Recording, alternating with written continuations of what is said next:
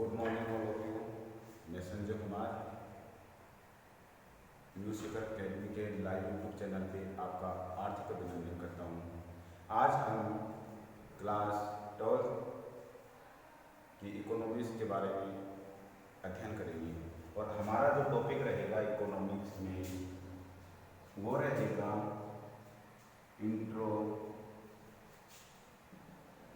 Introduction of economics. Introduction of economics अर्थशास्त्र का परिचय। अर्थशास्त्र का परिचय।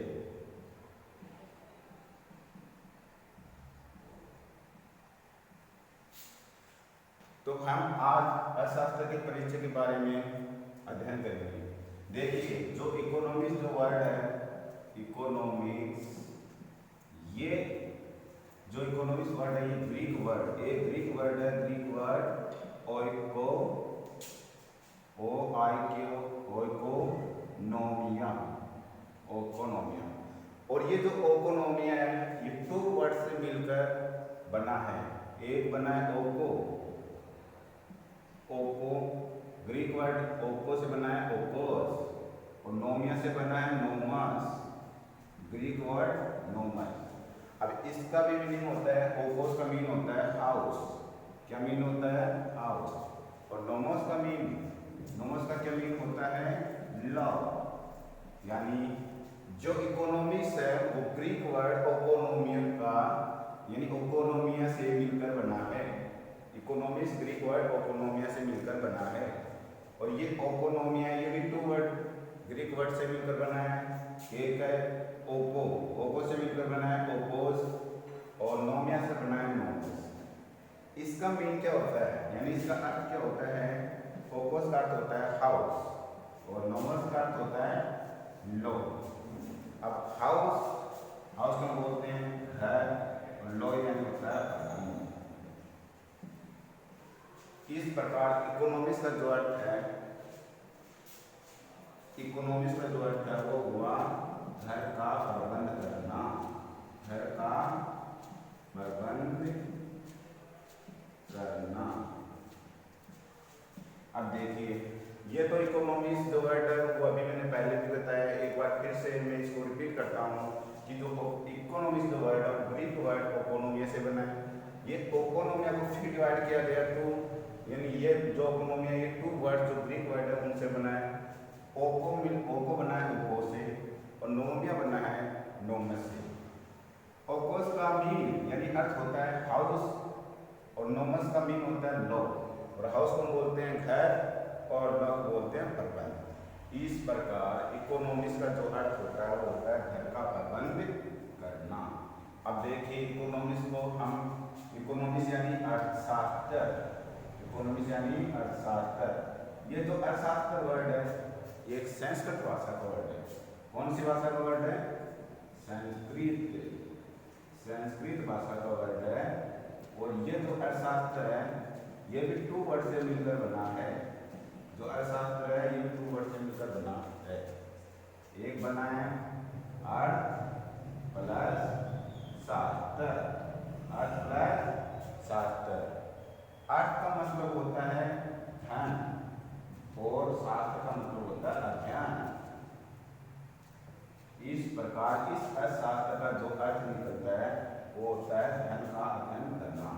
तो अर्थशास्त्र का क्या मतलब है, यानी यहाँ अर्थशास्त्र का जो मतलब है उसका अर्थ होता है धन का अध्ययन करना। धन का अध्ययन करना। अब देखिए आगे हम चलते हैं। ये हो गए हमारे कि अर्थशास्त्र जो शब्द है उसकी उत्पत्ति कैसे हुई। एक बार मैंने बताया इकोनॉमिक्स जो ग्रीक वर्ड ओकोनोमिया का यानी ओकोनोमिया वर्ड से मिलकर बना है, जिसका अर्थ होता है यानी घर का प्रबंध करना। इस इकोनॉमिक्स का जो मीन है वो घर का प्रबंध करना। यहाँ जो मैंने अर्थशास्त्र लिखा है ये बना एक संस्कृत भाषा के शब्द से, और इसको भी हम क्या है ये भी मतलब दो शब्दों से मिलकर बना है। क्या बना है? अर्थशास्त्र। कौन से दो शब्दों से अर्थ प्लस शास्त्र। अर्थ का मतलब होता है अध्ययन और शास्त्र का होता है अध्ययन। तो इस प्रकार अर्थशास्त्र का मतलब हुआ धन का अध्ययन करना। अब देखिए आगे हम बात करते हैं।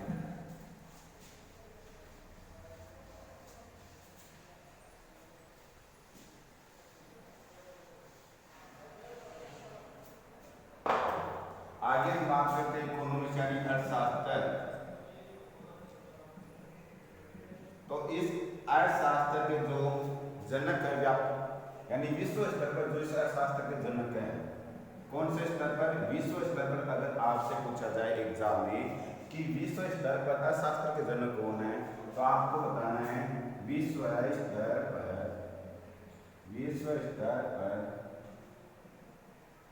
अर्थशास्त्र के जनक। विश्व स्तर पर अर्थशास्त्र के जनक। अब विश्व स्तर पर अर्थशास्त्र के जनक कौन, अगर ये आपसे पूछा जाए तो आपको बताना है एडम स्मिथ। कौन है? Adam Smith. तो अगर ये फिर से ये क्वेश्चन जैसे आपसे पूछा जाता है कि विश्व स्तर पर अर्थशास्त्र के जनक कौन है, आपको बताना एडम स्मिथ। देखिए इस एडम स्मिथ ने अर्थशास्त्र को धन का विज्ञान कहा है, अर्थात उसने कहा कि हम अर्थशास्त्र में किसका अध्ययन करते हैं? धन का अध्ययन करते हैं। और इस एडम स्मिथ ने सन 1776 यानी 1776 में एक बुक लिखी। क्या लिखी? एक बुक। और इस बुक का नेम क्या है? इस बुक का नेम है a inquiry into the nature and causes of the wealth of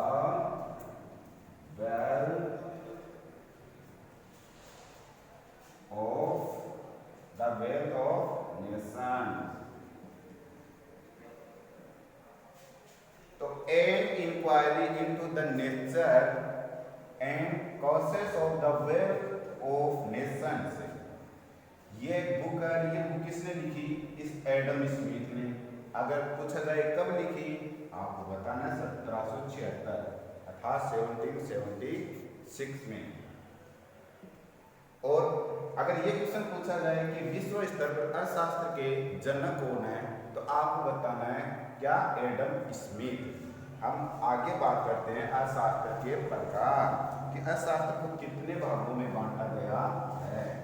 तो आगे हम अर्थशास्त्र की प्रकृति के आधार पर अर्थशास्त्र को कितने भागों में बांटा गया है ये हम अध्ययन करेंगे। तो चलो बच्चों हम देखिए अर्थशास्त्र को प्रकृति के आधार पर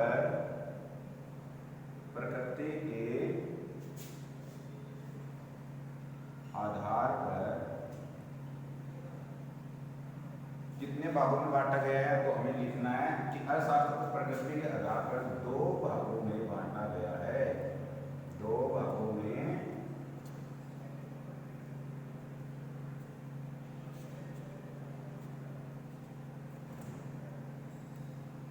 बांटा गया है। हाँ, कितने भेद होते हैं अर्थशास्त्र के? दो, यानी टू। एक होता है व्यष्टि अर्थशास्त्र और एक होता है समष्टि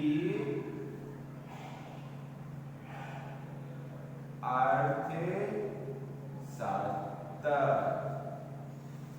तो अर्थशास्त्र को प्रकृति के आधार पर अगर आपको क्वेश्चन पूछा जाए या फिर पूछा जाए कि नॉर्मली या फिर साधारण अर्थशास्त्र के कितने भेद होते हैं, तो बच्चों आपको बताना है कि अर्थशास्त्र के दो भेद होते हैं। एक होता है व्यष्टि शास्त्र, एक होता है समष्टि शास्त्र। व्यष्टि शास्त्र माइक्रो इकोनॉमिक्स। कौन सी इकोनॉमिक्स? Micro economics.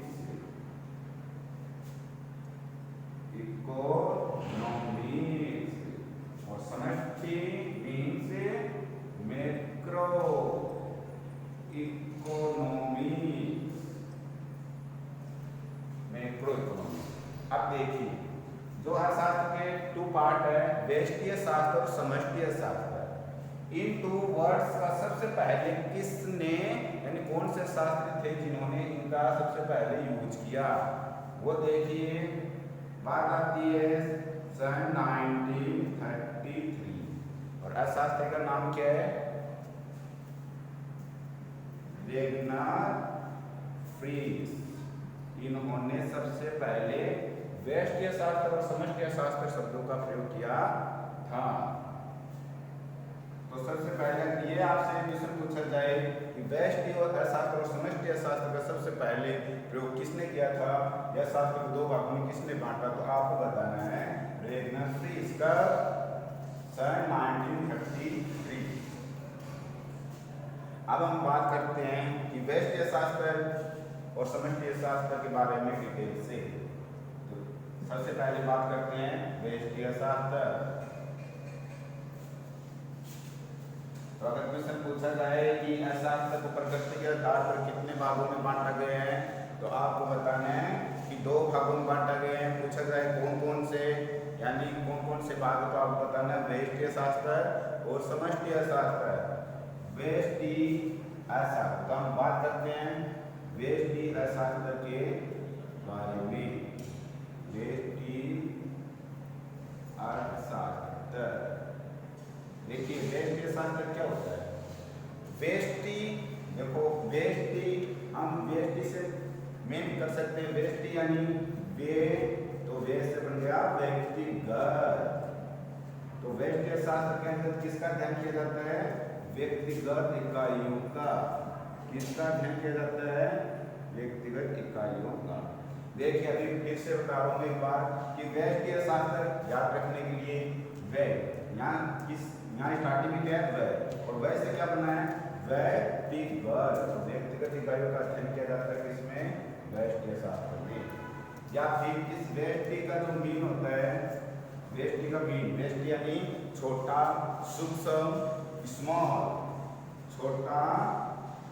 व्यष्टि का मतलब क्या होता है, छोटा या फिर सूक्ष्म, इसको हम बोलते हैं स्मॉल। और अभी बात करते हैं इधर समष्टि अर्थशास्त्र। कौन सा शास्त्र, समष्टि अर्थशास्त्र। देखिए बच्चों अभी मैंने बताया कि व्यष्टि व यानी व्यक्तिगत इकाई और समष्टि सम यानी समष्टि यानी सम, ये समग्र इकाई या सभी इकाई। कौन सी इकाई, समग्र इकाई के बारे में, समग्र इकाई के बारे में अध्ययन किया जाता है। किसमें किया जाता है, समष्टि शास्त्र में। किसका अध्ययन किया जाता है, समग्र इकाइयों का अध्ययन किया जाता है। अब देखिए जो समष्टि, इस समष्टि वर्ड का मीनिंग क्या होता है, इस समष्टि ओनली समष्टि। इस समष्टि का मतलब होता है बड़ा।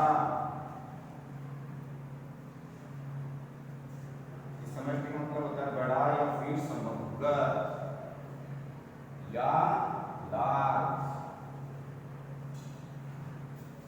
तो समष्टि शास्त्र में समग्र इकाइयों का अध्ययन किया जाता है और व्यष्टि शास्त्र में व्यक्तिगत इकाइयों का अध्ययन किया जाता है।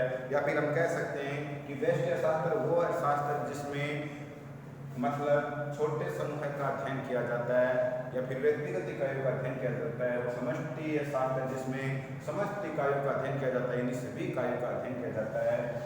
और इसमें हम एग्जाम्पल समझ सकते हैं कि कौन से। देखिए व्यष्टि शास्त्र में जो एग्जाम्पल है वो होता है जैसे उत्पाद की कीमत, उत्पाद की कीमत,